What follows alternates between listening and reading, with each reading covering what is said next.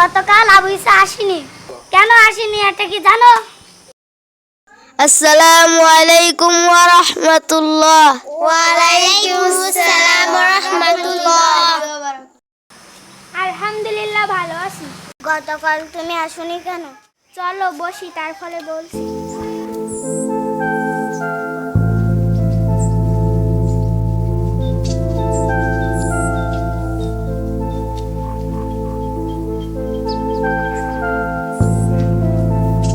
শোনো, আমি তাহলে কেন আসিনি? বলো কেন আসিনি? গতকাল আমি আমার আব্বুর সাথে কুরবানির গরু কিনতে গেছিলাম। কেমন গরু কিনছে? কত বড়? দাম কত নিছে? আব্বু অনেক বড় গরু কিনেছে। আব্বু বলেছে সমাজে আমাদের অনেক সম্মান আছে, আমাদের ছোট গরু কিনলে কি হবে? বাজারের সবথেকে বড় গরুটাই আমাদের কিনেছে। গ্রামের সকলে আমাদের গরু দেখতে আসছে, এত বড় গরু কিনেছে। তোর আব্বু কি তাহলে লোক দেখানোর জন্য গরু কিনেছে? আমি তো তা জানি না। তোমরা কি জানো আমাদের মাদ্রাসার ওস্তাদ কুরবানি নিয়ে কি বলেছে? কি বলেছে ওস্তাদ?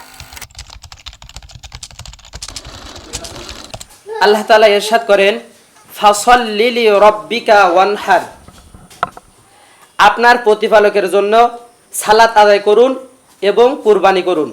আল্লাহ তাআলা আরো ইরশাদ করেন, লা ইয়ানালাল্লাহু লুহুমুহা ওয়ালা দিমাউহা ওয়ালাকি ইয়ানালুহুত তাকওয়া মিনকুম, আল্লাহর কাছে সেগুলোর গোশতও পৌঁছায় না, রক্তও পৌঁছায় না, শুধুমাত্র পৌঁছায় আমাদের তাকওয়া।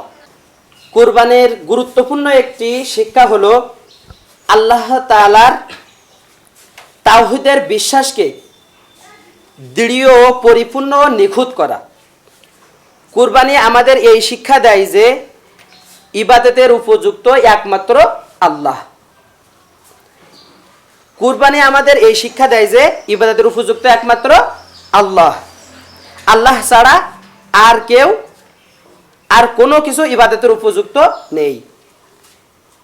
সুতরাং ইবাদত করব একমাত্র কার? আল্লাহর জন্য।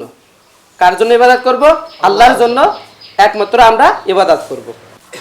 কুরবানির আরো একটি শিক্ষা হলো কোনো কাজই, এমনকি যদি অনেক বড় কোনো একটা নেক কাজ তৌফিক হয়ে যায়, তবুও অহংকার করা যাবে না। কি করা যাবে না? অহংকার করা যাবে না। বরং বিনয়ী হওয়া এবং অন্তরে এই অনুভূতি থাকা চাই যে এটাই একমাত্র আল্লাহর দয়ায় আমার পক্ষে সম্ভব হয়েছে। কার দয়ায়? আল্লাহর দয়ায় আমার পক্ষে সম্ভব হয়েছে, অন্যথায় আমার পক্ষে তা সম্ভব ছিল না। কুরবানির ইতিহাসে আমরা লক্ষ্য করেছি ইব্রাহিম আলাইহিসসালাতু ওয়াসসালাম যখন ইসমাইল আলাইহিসসালাতু ওয়াসসালামের কাছে নিজ স্বপ্নের কথা ব্যক্ত করে এবং তার অভিমত জানতে চেয়েছিলেন, তখন তিনি বলেছিলেন, হে আমার পিতা, আপনাকে যে আদেশ করা হয়েছে তা করে ফেলুন। আপনি আমাকে আল্লাহ চাহেন তো অবশ্যই ধৈর্যশীলদের মধ্যে পাবেন।